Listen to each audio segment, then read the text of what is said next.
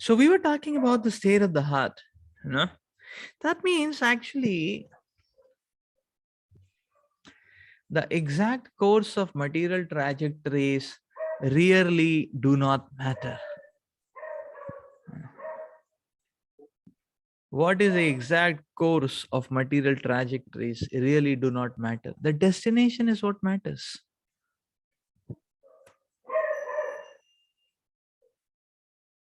The destination is actually what matters.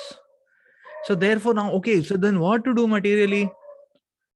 The simple formula which is given is that, okay, materially, whatever we can do in the easiest possible manner, the least complication, that is good enough.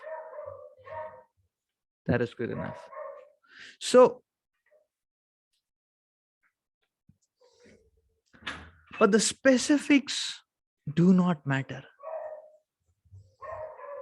So we have to understand it is the spiritual content of our lives which matters the most, not the specifics of our material profile.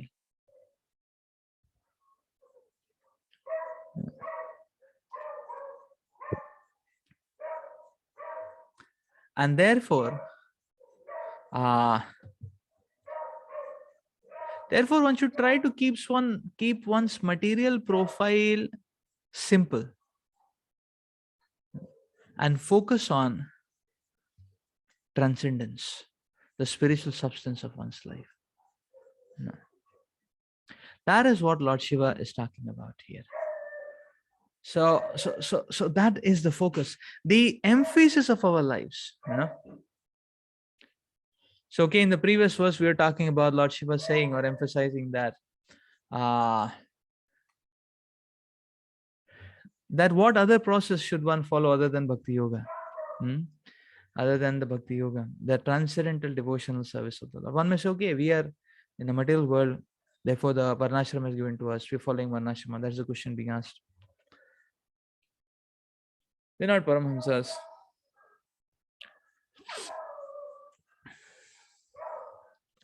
So what are we following? Basically, what are we following? So now if you see, the whole game changing factor is our emphasis. We may take at any material trajectory, that's all fine. But if the heart is not soaked and fixed towards transcendence, if the heart is not looking forward towards transcendence, then actually not much transformation is going to be achieved. That's the point. That's the point. Not much progress in devotional service is going to be achieved. And that is something which we have to understand. That's something we have to understand. So basically, what is Varnashrama? Varnashrama, what we are following. See, many times we say, okay, we are following Daivi Varnashrama. What does it mean? It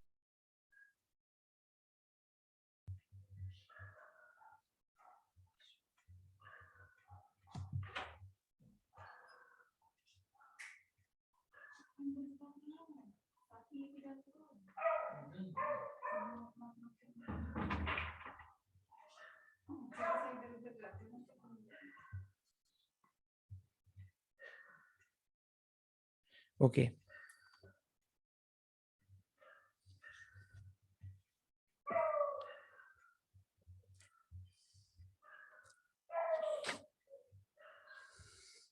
So you see the first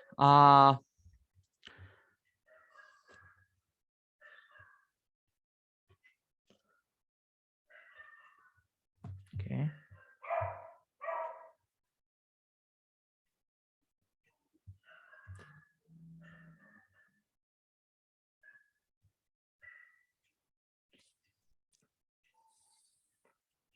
So please let me know if you are unable to hear, if there are some internet issues.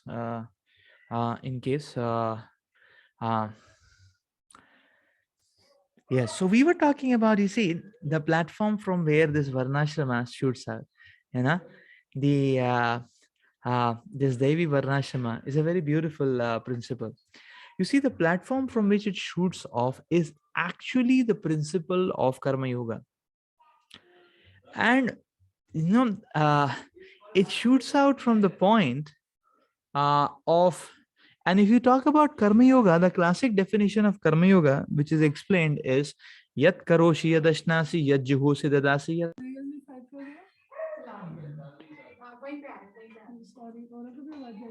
Yes.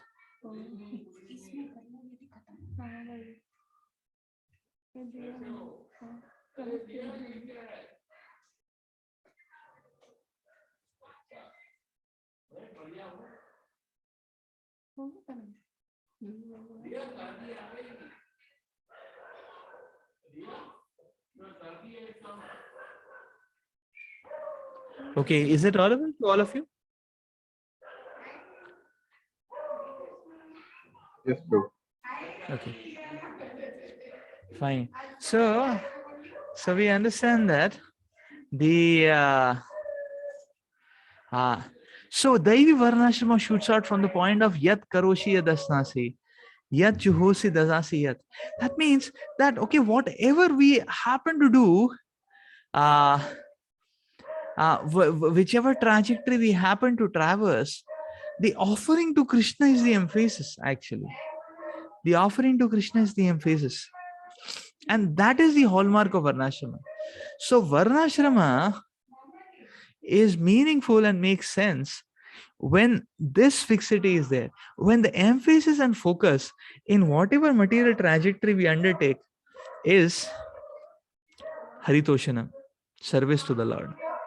That is the point. So that is the point and principle, actually, which is being emphasized. And therefore it is said that other than devotional service, other than devotional service, what else should we follow? Or there's nothing else which should be followed, actually. So this is the principle from where, this is the principle on which a sadhaka should operate. So the material details may vary, but one should look forward for. We keep the material life simple. We keep the material engagements regulated to a fixed period of time, and then other than that, and we look forward to the other part of our time, where we plunge deeply and directly into Krishna consciousness. That is the point.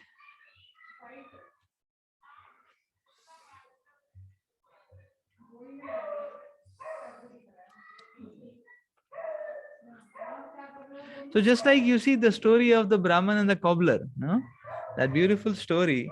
So the cobbler, for maintaining, for living and surviving, the cobbler was making and repairing and polishing shoes, but his consciousness was not in having a leather business or a footwear business. He was not a businessman. His consciousness was to do the basic minimum, and his consciousness was completely engrossed in Krishna. That's the point. Similarly, Kolavecha Sridhar was a pure devotee of the Lord, but he was selling banana leaves. One must say, okay, banana leaves doesn't seem to be a very profitable business. But Kolavecha Sridhar was not a Vaishya or a businessman. He was doing just something to remain alive. That's the point. Whereas he had the great wealth of pure devotional service.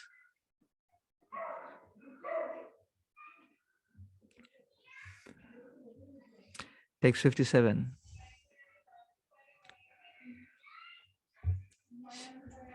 Sharada Shana Ardharan Shano Shanardhenapi Tulaye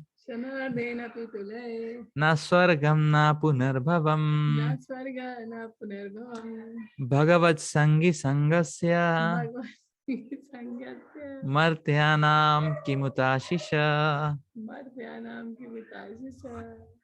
If one by chance associates with the devotee, even for a fraction of a moment, he no longer is subject to attraction, by the results of karma or jnana. What interest then can he have in the benedictions of the demigods who are subject to the laws of birth and death? Out of three kinds of men, the karmis, jnanis, and bhaktas, the bhakta is described herein as the most exalted. Srila Prabodhananda Saraswati has sung, Kaivalyam narakayate, Tridashapura akasha pushpayate. This is Chaitanya Chandramrita. The word Kaivalya means to merge into the effulgence of the Supreme Personality of Godhead. And the word Tridushapura refers to the heavenly planets where the demigods live. Thus, for a devotee, Kaivalya Sukha or merging into the existence of the Lord is hellish. Because the bhakta considers it suicidal to lose his identity and merge into the effulgence of Brahman. A bhakta always wants to retain his identity in order to render service to the Lord. Indeed, he considers promotion to the upper planetary systems to be no better than will o' the wisp. Temporary material happiness holds no value for a devotee. The devotee is in such an exalted position that he is not interested in the actions of karma and jnana. The resultant actions of karma and jnana are so insignificant to a devotee situated on the transcendental platform that he is not in the least interested in them. Bhakti yoga is sufficient to give the bhakta all happiness. As stated in Srimad Bhagwatam, Yayatma Suprasidhati. One can be fully satisfied simply by devotional service. And that is the result of association of a devotee. Without being blessed by a pure devotee, no one can be fully satisfied, nor can anyone understand the transcendental position of the Supreme Personality of Godhead.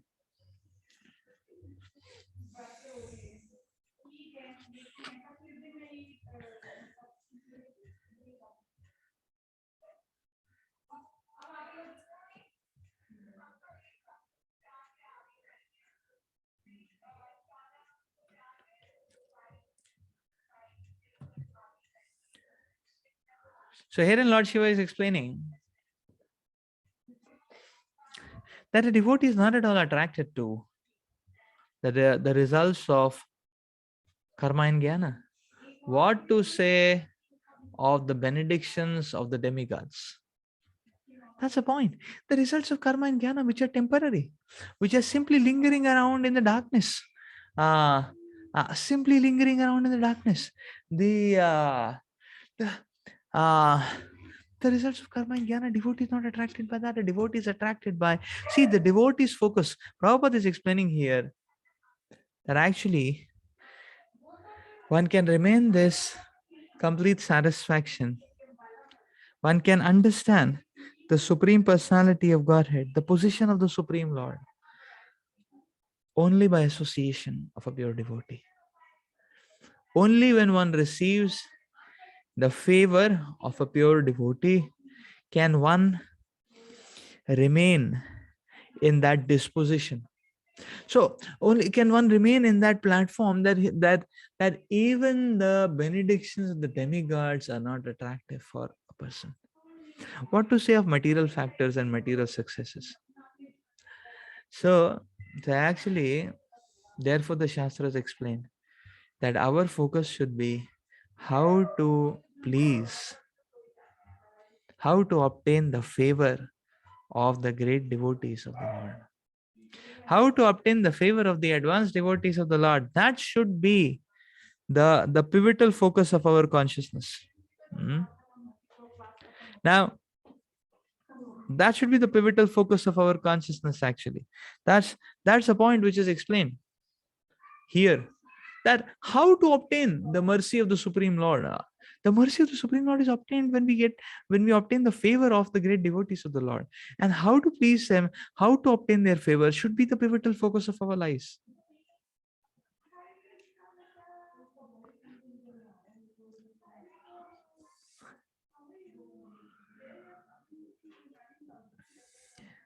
So only when we try to genuinely and sincerely and earnestly serve the great devotees of the Lord,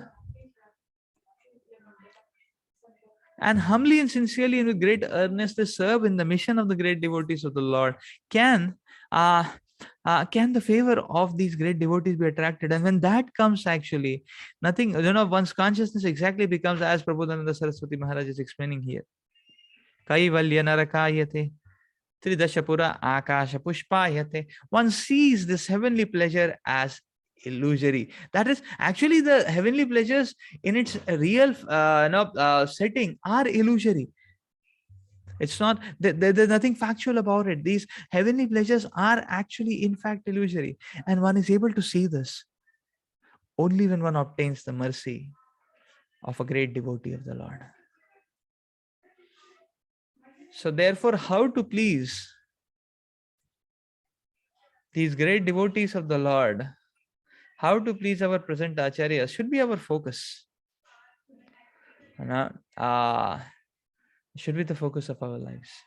Materially, we may do anything little bit here and there, but the focus should be to please. So actually,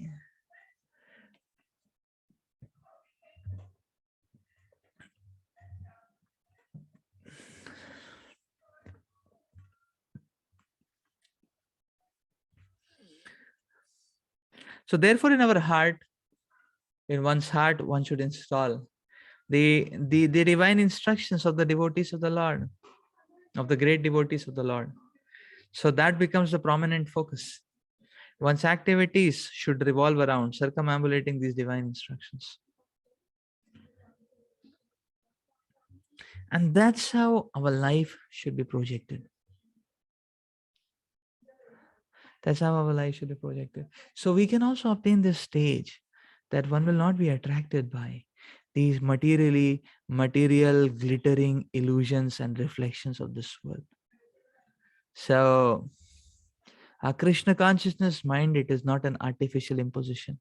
Krishna consciousness is a realistic disposition in which one sees illusion as illusion.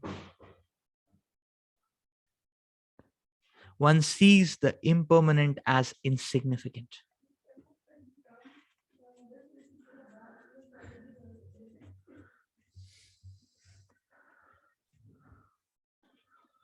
Material affairs only become irresistible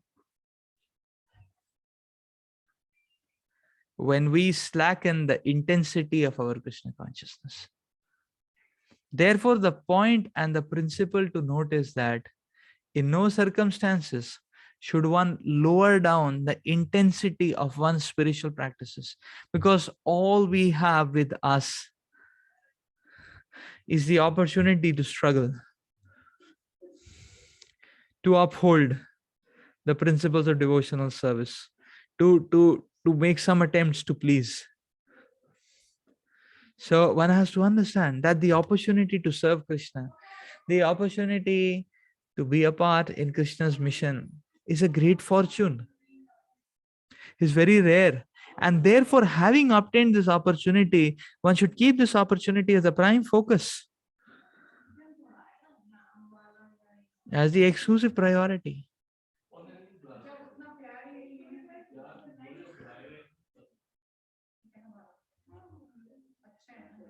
And that is a healthy state.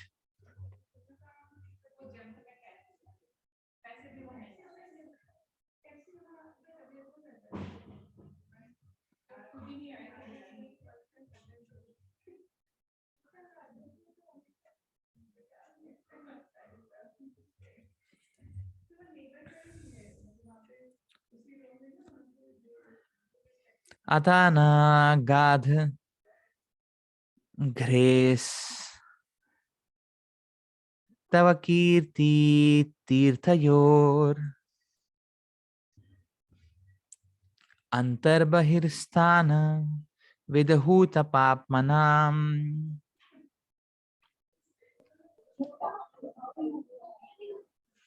Bhuteshu Anukrosha Susattva Shilanam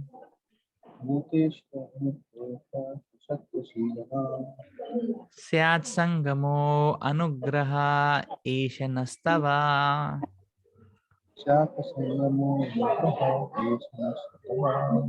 My dear Lord, your lotus feet are the cause of all auspicious things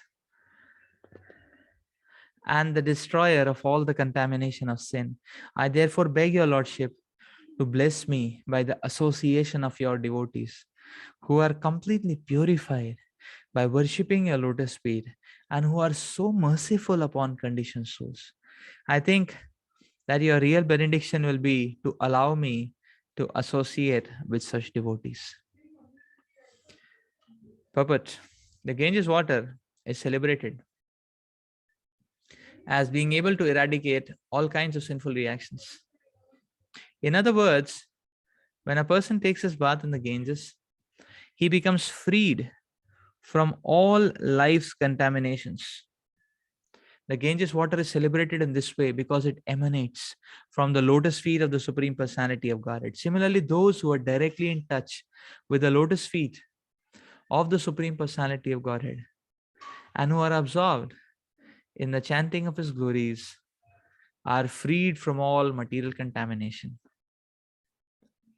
Such unalloyed devotees are able to show mercy to the common conditioned soul. Srila Vrindavan Thakur has sung that devotees of Lord Chaitanya are so powerful that each one of them can deliver a universe. In other words, it is the business of devotees to preach the glories of the Lord and deliver all the conditioned souls to the platform of Shuddha Sattva, pure goodness. Here the word Susattva means Shuddha Sattva, the transcendental stage beyond material goodness. By his exemplary prayers, Lord Shiva teaches us that our best course is to take shelter of Lord Vishnu and his Vaishnav devotees.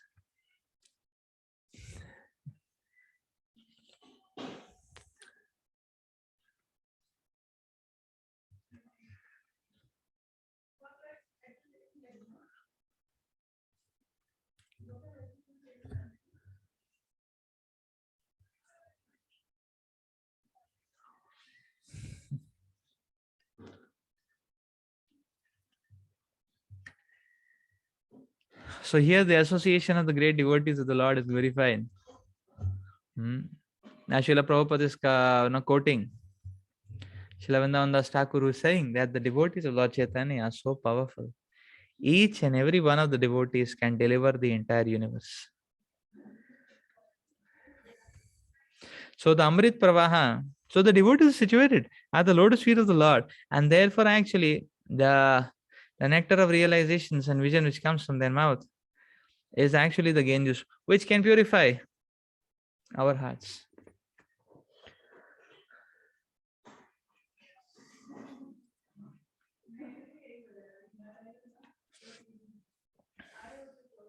And therefore it is the topmost benediction to obtain the association of the devotees of the Lord.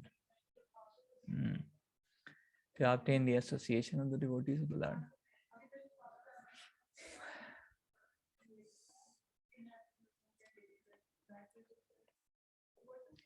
So we will see actually the material factors and material situations.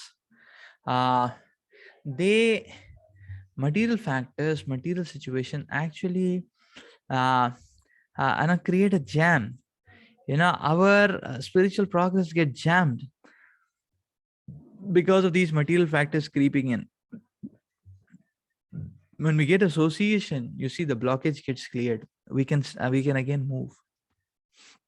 Therefore one needs to hanker after this association. Therefore, we need this association time to time. So,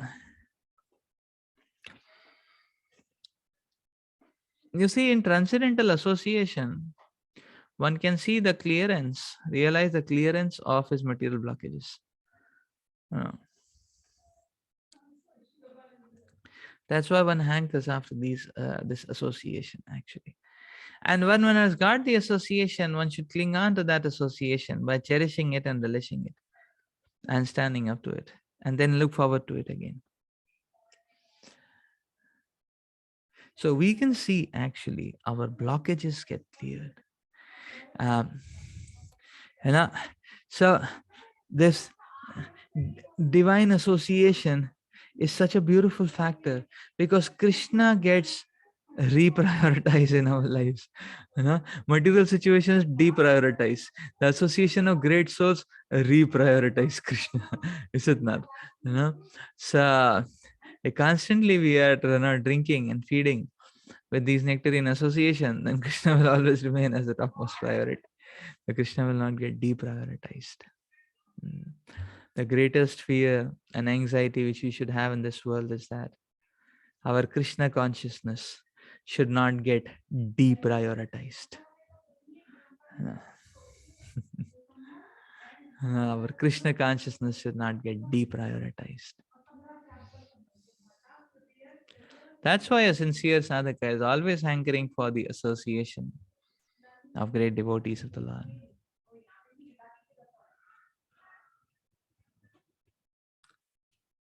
59. Nayasya chittam bahirartha vibramam tamo guhayam cha vishuddham avishat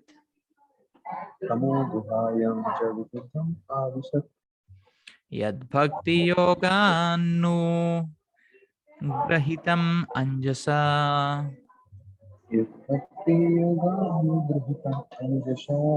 munir vichaste nanu tatra te gatim.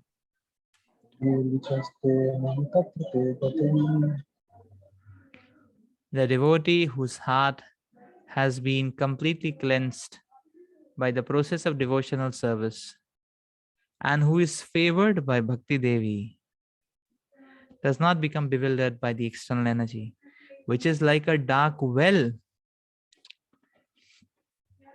Being completely cleansed of all material contamination in this way, a devotee is able to understand very happily your name, fame, form, activities, etc.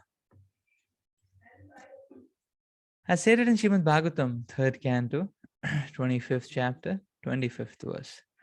Satam prasangan mama virya samvidhu bhavanti hrit karana rasayana katha tajjoshanad asav apavarga vartmani shraddharatir bhaktir anukramishyati. Simply by the association of pure devotees, one can understand the transcendental name, fame, quality, and activities of the Supreme Personality of Godhead. Sri Chaitanya Mahaprabhu has repeatedly said, Sadhu Sangha, Sarva Shastrakaya, Lava Matra Sadhu Sange, Sarva Siddhihaya. Simply by associating with the pure devotee, one becomes wonderfully advanced in Krishna consciousness. Sadhu Sangha or association with the devotee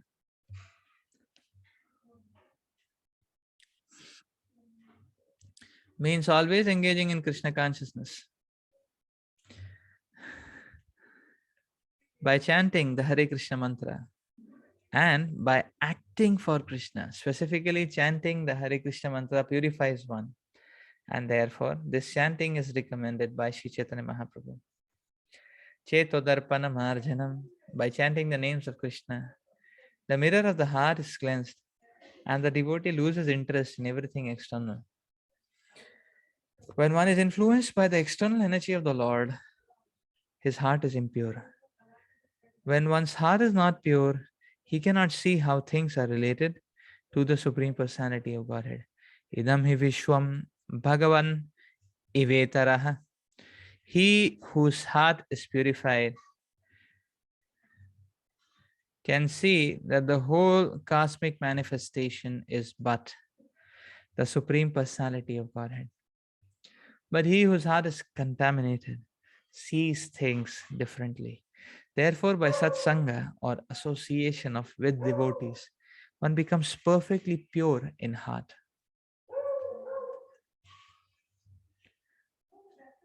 One who is pure in heart is never attracted by the external energy, which urges the individual soul to dominate the material nature. The pure heart of a devotee is never disturbed when he executes devotional service in the form of hearing, chanting, remembering, etc. In all, there are 9 processes one can follow in the execution of devotional service. In any case, a pure hearted devotee is never disturbed. The Bhakti Yoga process must be carried out by avoiding the 10 offenses one can commit while chanting the Mahamantra, and the 64 offenses one can commit while worshipping the deity. When a devotee strictly follows the rules and regulations, Bhakti Devi becomes very much satisfied with him. And at that time, he is never disturbed by anything external. The devotee is also called a Muni. The word Muni means thoughtful. A devotee is as thoughtful as a non-devotee is speculative. Interesting. A devotee is as thoughtful as a non-devotee is speculative. Yeah, the non-devotee speculation is impure, but a devotee's thoughts are pure.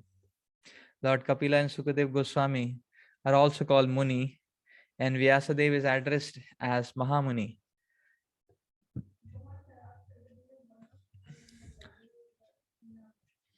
A devotee is addressed as Muni or thoughtful when he purely understands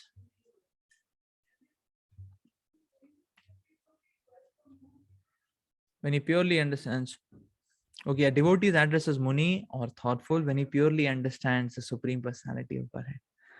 The conclusion is that when one's heart is purified by the association of devotees and by the avoidance of the offenses committed when chanting and worshipping the Lord, the transcendental name, form, and activities of the Lord are revealed by the Lord.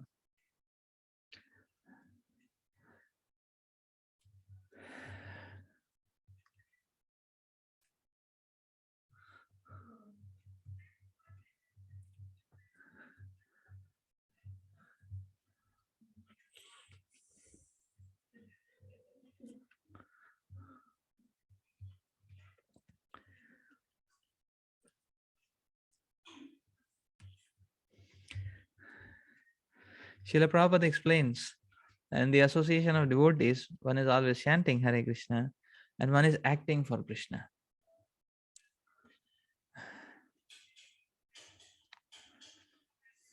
So the association of devotees reinstates us in stabilizing the chanting, the hearing, the kirtan, and the activities in service to Krishna. Srila Prabhupada explained, therefore, that you see, in an impure consciousness, the heart is attracted towards material things.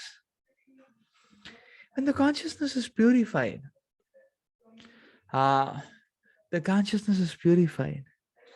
The consciousness, then one will no longer be attracted to the material things. It is specifically explained here that when one tries to very sincerely value the association of Vaishnavas, accept the association of Vaishnavas, very sincerely take in the association of Vaishnavas, cherish it and preserve it in one's heart. And then it is said, avoid the 10 offenses against the holy name, the 64 offenses against the holy worship of the deities. When one does that, then Bhakti Devi becomes very pleased. The blessing of Bhakti is the lack of interest and attraction towards material things.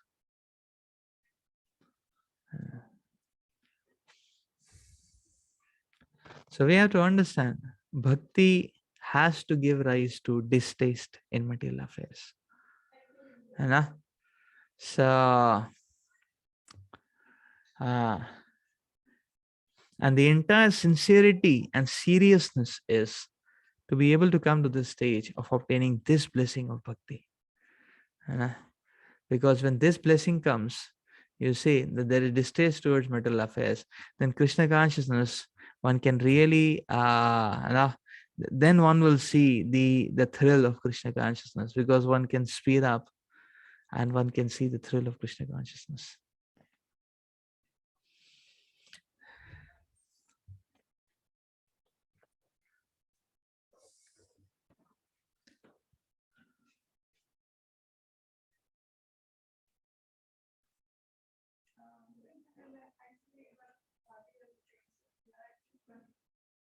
So bhakti is about taking in very seriously and sincerely.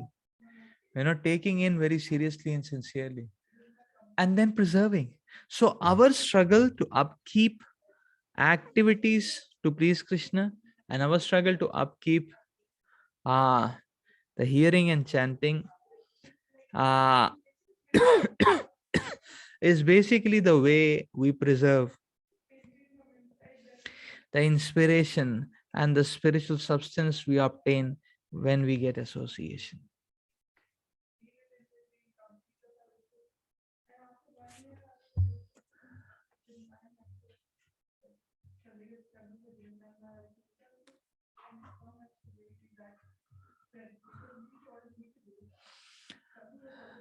Prabhupada says very interesting here, huh? Non-devotee is so speculative.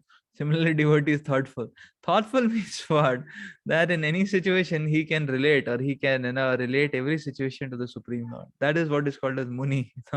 So Prabhupada says here, devotee is called Muni. He can, when he purely understands the Supreme Person, that means purely understand the Supreme Personality of God. That means in any situation, he will always be able to connect to the Supreme Lord. Be able to connect every situation to the Supreme Personality of God. Text 60. Yatredam vyajate vishvam यत्रेदं व्याजते विश्वं vishwasmin avabhati yat स्वात्मनाति यत् tatvam brahma param jyotir तत्त्वं ब्रह्म परं ज्योतिः akasham iva visritam. इव विस्तृतम् My dear Lord, the impersonal Brahman spreads everywhere like the sunshine or the sky. And that impersonal Brahman, which spreads throughout the universe and in which the entire universe is manifested, is you. In the Vedic literature, it is said that everything is Brahman and nothing else. The whole cosmic manifestation rests on the Brahman effulgence. The impersonalist, however, cannot understand how such a huge cosmic manifestation can rest on a person. Thus, this inconceivable power of the Supreme Personality of Godhead is not understood by the impersonalists. Therefore, they are puzzled and always denying that the absolute truth is a person. This wrong impression is cleared by Lord Shiva himself, who says that the impersonal Brahman, which is spread all over the universe, is nothing but the Supreme Lord himself. Here it is clearly stated that the Lord is spread everywhere, just like the sunshine, by virtue of his Brahman feature. This example is very easy to understand. All the planetary systems are resting upon the sunshine. Yet the sunshine, or the source of sunshine, are aloof from the planetary manifestations. Similarly,